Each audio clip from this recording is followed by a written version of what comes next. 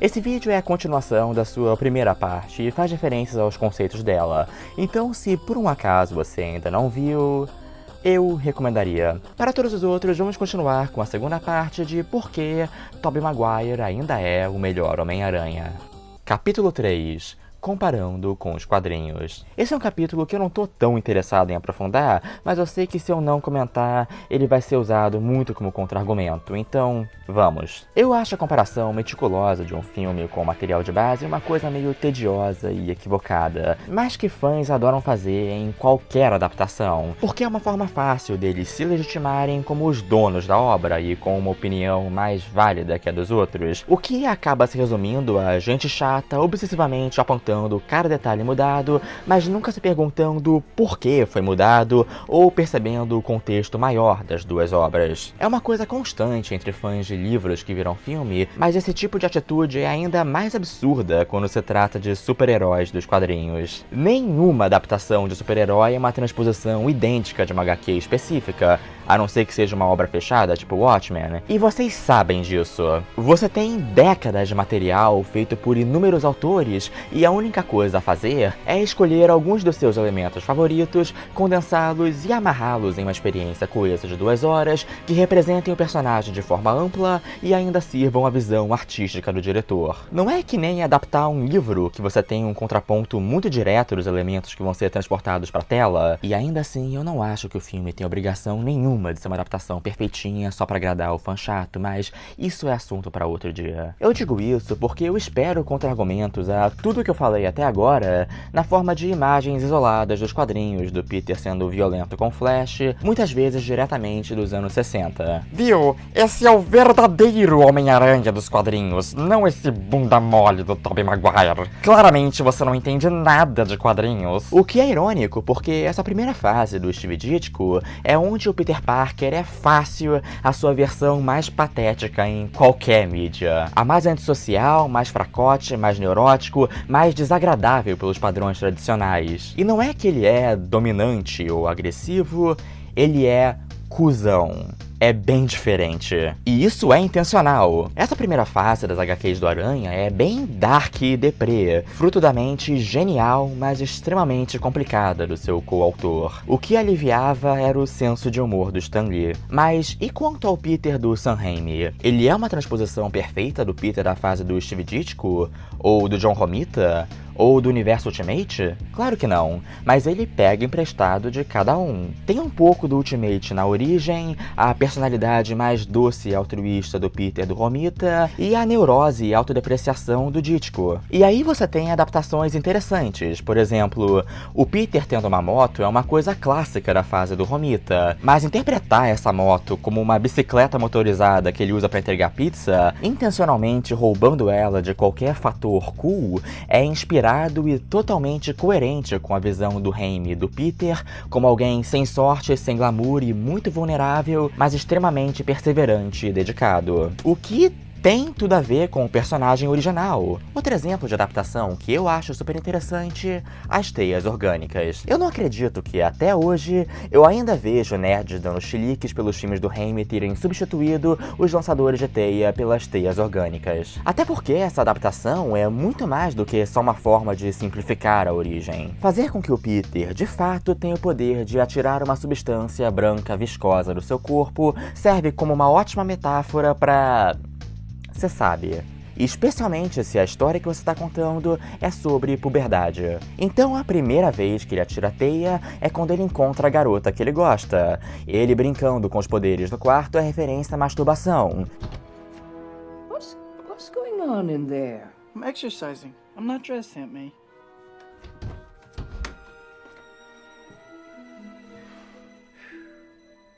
E até quando ele entra na fase deprê no segundo filme, dá pra fazer uma conexão direta com impotência sexual. É tanto significado textual que os filmes conseguem extrair das teias orgânicas, tanto que os outros filmes do Aranha incorporaram os lançadores de teia, e sabe o que eles fizeram de interessante com o conceito?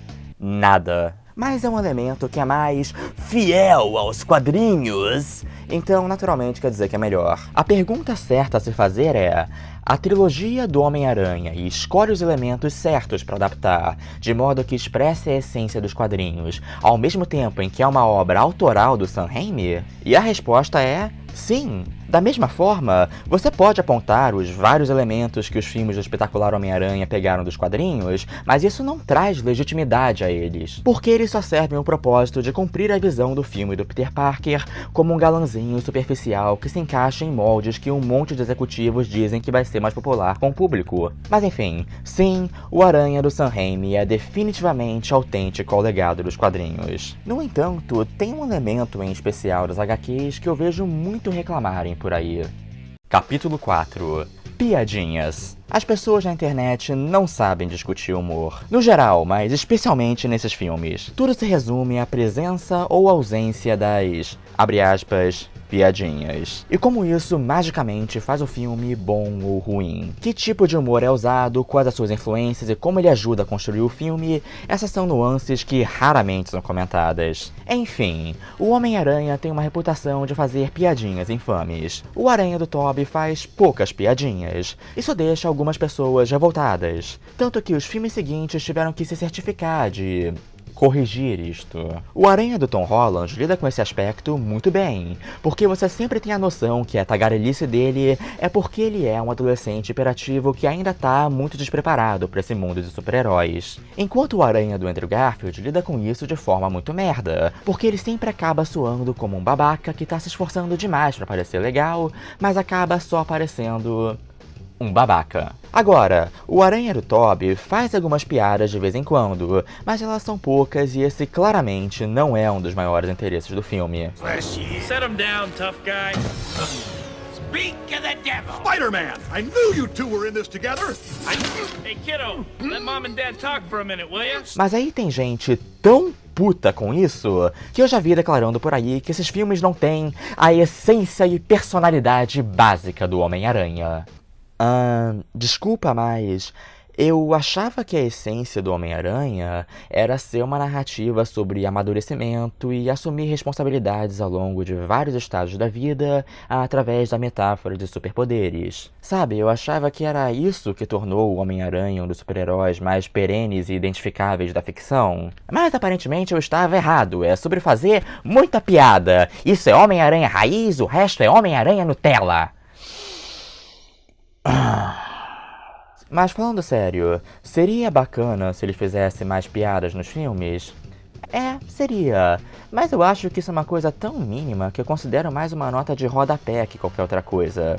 As piadas não são e nunca foram o que define o Homem-Aranha. Ele não é dedicado a ser engraçado, não importa o que aconteça. Ele não é o Deadpool. Por isso mesmo, não é à toa que o filme que ele faz menos piada é o segundo. Sabe, o melhor de todos? Onde ele não ia ficar fazendo piada porque ele passa o filme inteiro em crise, deprimido e inseguro do seu valor, e quando ele supera, ele tá 100% focado em impedir o Dr. Octopus salvar a Mary Jane e impedir a cidade de explodir. O fato é que o Peter do filme não é tão tagarela porque ele estava interessado em construir o personagem de forma visual, enquanto quadrinhos dos anos 60 se viam pressionados a se entupir de texto em todo quadro. É uma convenção da época. E mais, as piadinhas do Aranha fazem muito mais sentido em conflitos menores, tipo a luta básica contra o vilão da vez na edição do mês, mas não tanto quando isso é um filme, e você tem a necessidade de contar uma história que teste o emocional e psicológico do herói de forma mais aprofundada. Para fazer um filme onde o Peter pode sempre estar brincando, você tem que diminuir as tensões para alguma coisa mais leve e com o desenvolvimento de personagem mais corriqueiro, como uma edição filler de vilão do mês de 175 milhões de dólares.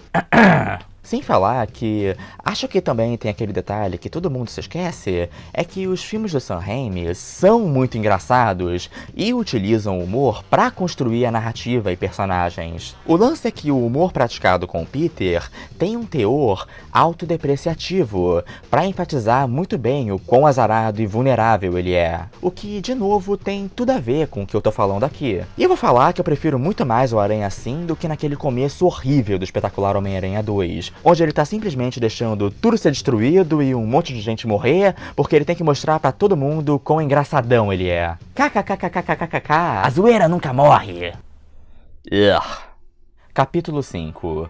L'amour. Tem um elemento nos filmes do Raimi que é extremamente importante e acho que injustamente criticado por alguns e subvalorizado por muitos, que é o romance do Peter com a Mary Jane. E tem um motivo para isso. O negócio é o seguinte: as cenas românticas entre os dois são tão bregas, são tão melosas, são tão, mas tão honestas. E para uma geração de millennials que precisa expressar absolutamente tudo através da ironia, eu mesmo sou culpado disso, isso pode parecer inadmissível. Mas eu não acho que tem outros filmes de super-herói tão sinceros quanto a importância monumental que o interesse romântico tem na vida do protagonista. Na maioria dos outros filmes, não só os de herói, a tradicional co-estrela feminina que também serve de interesse romântico ao nosso herói, está lá apenas como uma obrigação da fórmula de um roteiro de sucesso. Nos filmes do espetacular Homem-Aranha, Andrew Garfield e Emma Stone foram queridos em virtude deles serem pessoas sexy falando diálogos engraçadinhos cheios de tensão sexual. Mas aí, quando tem que ir além e tratar o relacionamento deles de forma mais profunda, os filmes acabam se auto-sabotando, porque acabam sendo extremamente insinceros em coisas assim. Shut up.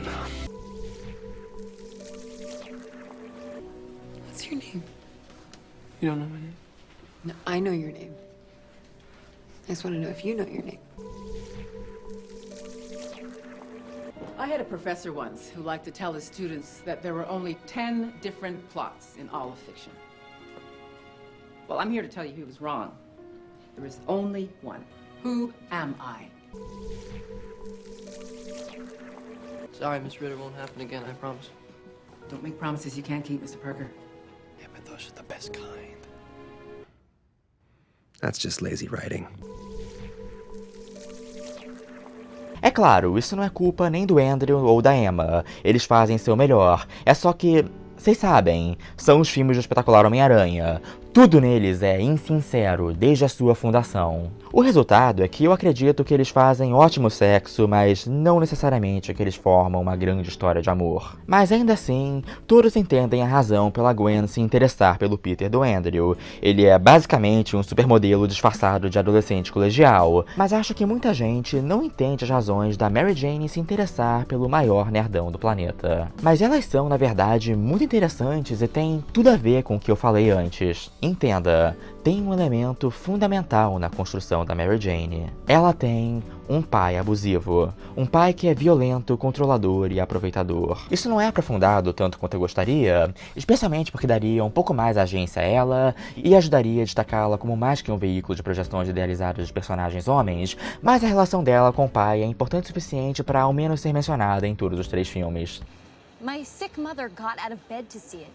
Even my father. He came backstage to borrow cash. It's just... I look at these words, and it's like my father wrote them. Então, como uma adolescente / jovem adulta, ela tenta formar sua identidade se distanciando da sua vida familiar, mas ainda assim acaba projetando ela em seus relacionamentos. Por isso ela acaba se aproximando de homens de perfil parecido, como Flash, que é um bully cuzão. E então ela tenta compensar os julgamentos do pai ficando com o Harry, que é meio riquinho babaca e também cheio das próprias daddy issues, que não consegue tratar a Mary Jane como mais que uma ferramenta para conseguir a aprovação do próprio pai, e é completamente incapaz de defendê-la de mais abuso por parte do Norman. E ela até busca essa presença na forma da figura idealizada de um super-herói maior que a vida, mas no fim é ninguém menos que o fracassado do Peter que ela acaba formando uma conexão real, porque ele oferece essa empatia e suporte que ela nunca encontrou. Aliás, acho que é bom dar uma pausa aqui para deixar uma coisa clara. Eu não tô dizendo que o Peter mereceu a Mary Jane como algum tipo de recompensa ou qualquer coisa escrota assim. Eu não tô fazendo apologia a nerd pau no cu que acha que merece sexo por ser metido a, abre aspas, cara legal. É bom lembrar disso porque toda essa argumentação que eu tô fazendo caminha a linha fina entre dissecar a personagem e desandar pra esse tipo de babaquice. E eu realmente não quero as pessoas assistindo tendo essa ideia. O que eu quero dizer é que tem muito mais substância no romance do Peter com a Mary Jane do que as pessoas dão crédito. É um romance que é, acima de tudo, extremamente sincero. Dá pra discutir muito sobre o quanto ela se parece com a personagem original dos quadrinhos. Particularmente, eu vejo ela como uma fusão da própria Mary Jane e da Gwen. E esse é o tipo de adaptação justa que nós falamos mais cedo, mas tem essa cena que perfeitamente encapsula a essência da Mary Jane dos quadrinhos mais do que em qualquer outra adaptação. É quando ela conversa com Peter nos fundos da casa no primeiro filme, e pela primeira vez eles compartilham um momento, até que o Flash aparece e...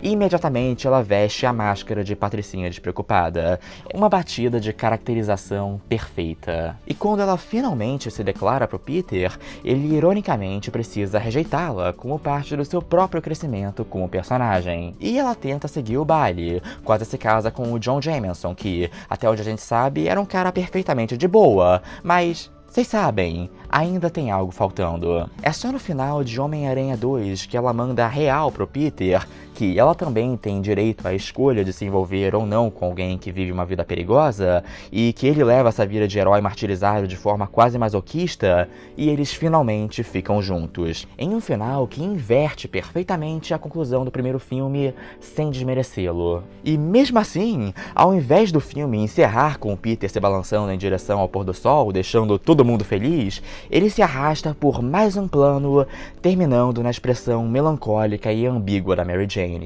com a incerteza se o relacionamento deles não vai ter consequências graves. E, meu Deus, isso é muito bom! Cara, eu não consigo! Esse filme é maravilhoso! O momento que o relacionamento deles finalmente começa a cair é no terceiro filme, quando Peter começa a ficar arrogante e autocentrado demais, e não dá pra Mary Jane o suporte que ela precisa justo no momento em que ela mais precisa, quando a carreira que ela sempre perseguiu começa a desmoronar de forma cruel. E esse é um dos insights mais maduros que qualquer filme de super-herói já teve sobre relacionamentos. Olha, Homem-Aranha 3 tem um monte de problemas, mas a cena final dos dois dançando é perfeita. Francamente, existem problemas com a Mary Jane nesses filmes. Por exemplo, eles dependem demais do clichê de donzela em perigo.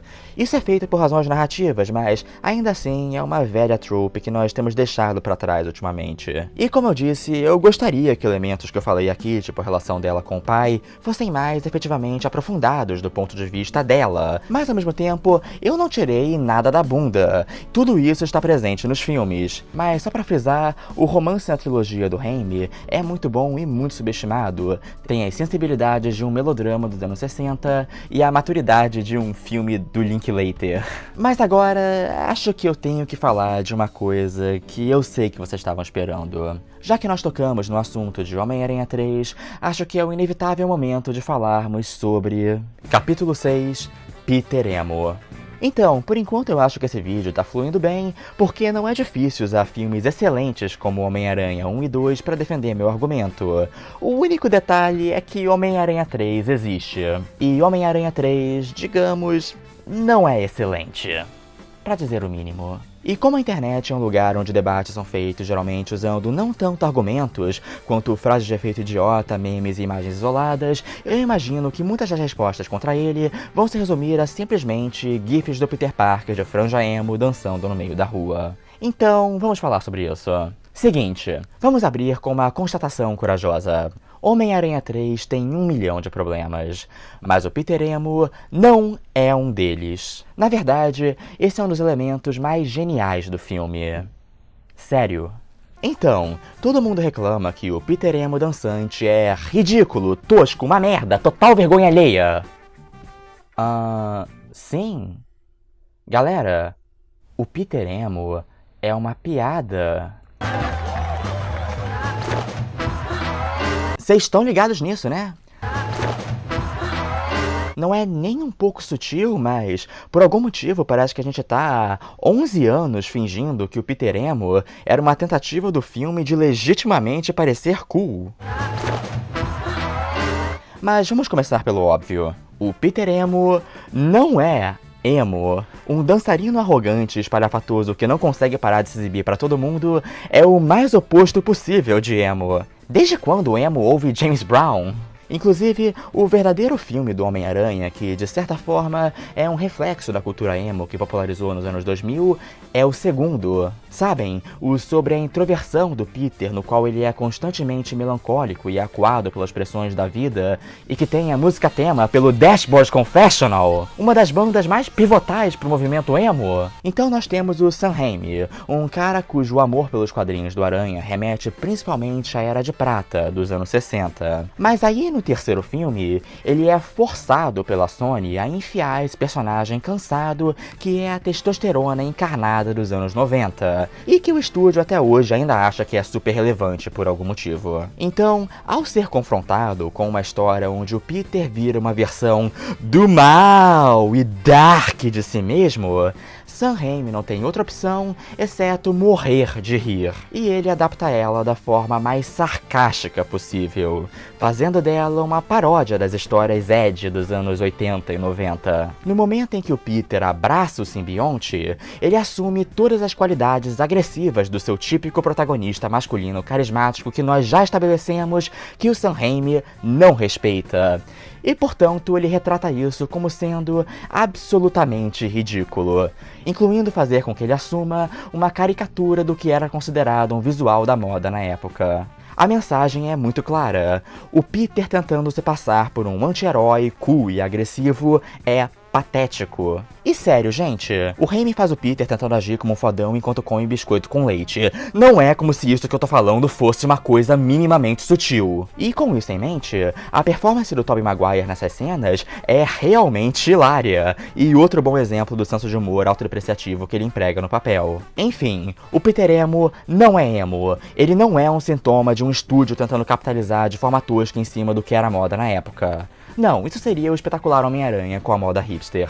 E digo mais, na mesma linha, é exatamente por isso que o Ed Brock do Topher Grace funciona. Ele não tem nada a ver com o Ed Brock marombeiro e sem personalidade dos quadrinhos, mas é porque aquele personagem é uma merda. Eles querem estabelecer o Venom como uma contraparte do mal do Aranha, mas tirando o fato que os dois trabalham com jornais, eles não têm nada em comum. Brock é só um personagem completamente desinteressante. Já o Ed do filme é basicamente a versão playboyzinha do Peter. Esse sim é o verdadeiro anti-Homem-Aranha. É por isso que eles escalaram um cara que faz o mesmo tipo do Tobey. E por falar nisso, uma coisa que eu nunca vi ninguém mais notar, mas eu acho muito curiosa...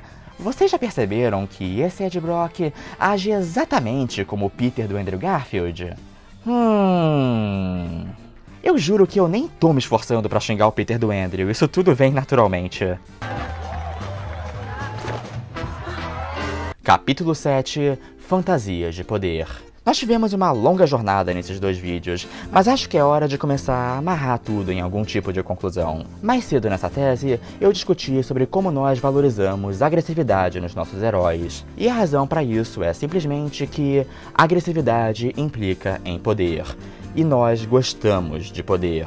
Da mesma forma, nós procuramos nos projetar nos nossos heróis, porque nós gostamos de nos sentir poderosos. Essa é a essência da fantasia de poder.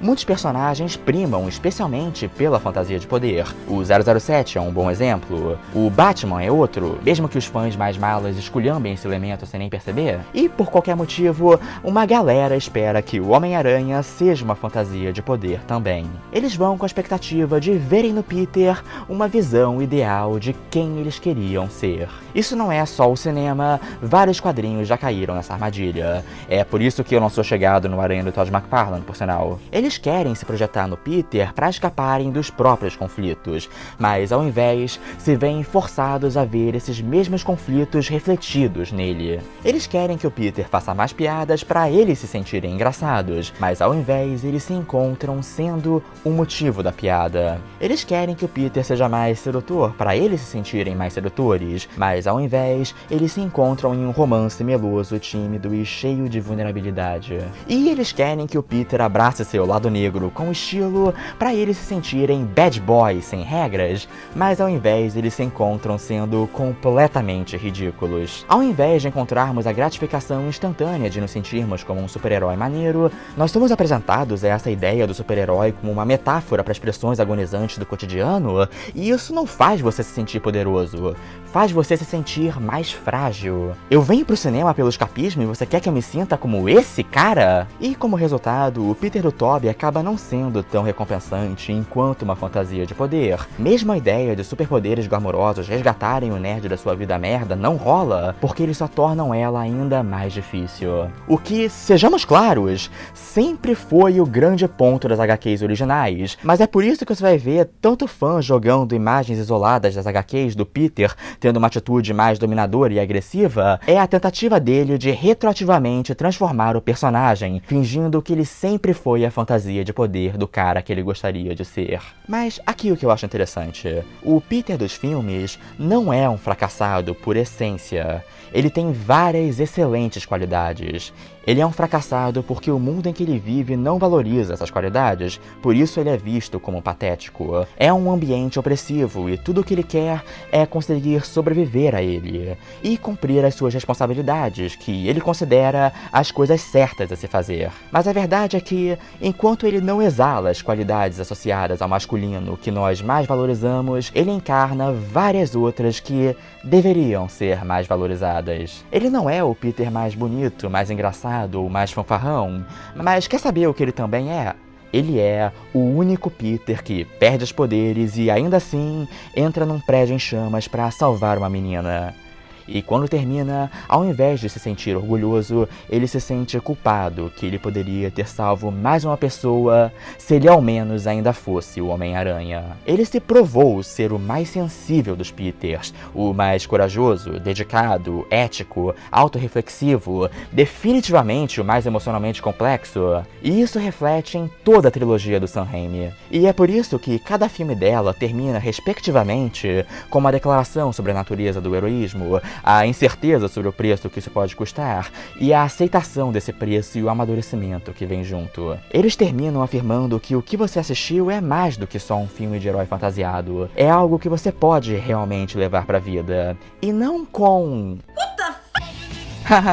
Viu, público? Esse não foi um filme divertido, legal e descompromissado? Por favor, não nos levem muito a sério ou pensem demais e voltem pras continuações, valeu? Mas ok, acho que você pode argumentar que fantasia de poder é algo intrínseco do super-herói, exceto em casos de desconstruções radicais, mas os filmes do Aranha são filmes de super-herói clássicos por excelência, e por isso não tem como deixar de lado o escapismo da fantasia de poder. Afinal, por mais complexidades que eles apresentem, o Peter ainda é um super-herói com poderes maneiros. Ele consegue se provar, salvar o dia e ficar com a garota dos sonhos. O elemento de fantasia de poder ainda está lá. E você teria um ponto. Talvez seja uma coisa de gosto pessoal. Talvez seja por conta da minha própria tendência autodepreciativa e autoconsciente demais que naturalmente me atraem pros filmes do Sam Raimi. Um filme chega pra mim todo tipo: "Hey, jovem! Já pensou como seria legal se você fosse um super-herói que também é um hipster skatista de penteado naturalmente perfeito, inteligente sem ter que se esforçar, charme e compostura inabaláveis, namorada dos sonhos e geneticamente destinado ao sucesso, literalmente?"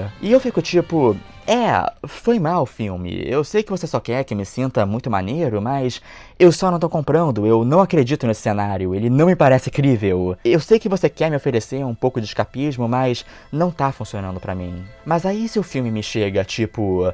"Hey, jovem! Já pensou se você fosse outro jovem, tímido, introvertido, neurótico, confuso, que não consegue nem lidar com o básico entre a sua família, seus amigos, trabalho, estudo, vive sem dinheiro e sem perspectiva, e tem tudo isso acumulando ao ponto de sofrer um colapso?" Mas aí, com insistência, o incentivo de quem te ama e uma oportunidade, você finalmente consegue fazer a coisa certa e sentir, pelo menos por enquanto, que as coisas estão certas, que você é certo. Agora, essa é uma fantasia que eu posso vestir. É por isso que eu passei 2 vídeos obscenamente grandes discutindo o filme de gibizinho. Não é um caso de querer provar coisas objetivamente pelo bem da ciência subjetiva de filmes. É porque filmes como a trilogia do Homem-Aranha são muito importantes pra mim. E não só pra mim. Se você já sentiu que crescer é um processo confuso, assustador e desengonçado, esse filme é importante pra você. Se você já se sentiu pequeno e vulnerável, incapaz de sequer enfrentar o cotidiano, esse filme é importante pra você. E até se você sente que perdeu de vista o que era importante, esculhambou tudo e agora só quer voltar a acertar as coisas, esse filme é importante pra você. Quero dizer, em tempos onde temas de saúde mental se tornaram tão difundidos, acho que a gente ainda não valorizou o fato que 14 anos atrás, Sam Raimi fez um filme de super-heróis sobre depressão e ansiedade. Um filme sobre o heroísmo que é cumprir com as suas pequenas responsabilidades diárias e que de dentro de nossa perspectiva assustada parecem tão impossíveis quanto salvar o mundo. E no centro de tudo isso, você tem a performance de um ator com cara de panaca, uma voz de adolescente que trava na puberdade, cabelinho repartido e a presença mais sincera possível que perfeitamente traz vida a esse personagem. Gente, Tobey Maguire ainda é o melhor Homem-Aranha do cinema. É tudo que eu tenho a dizer.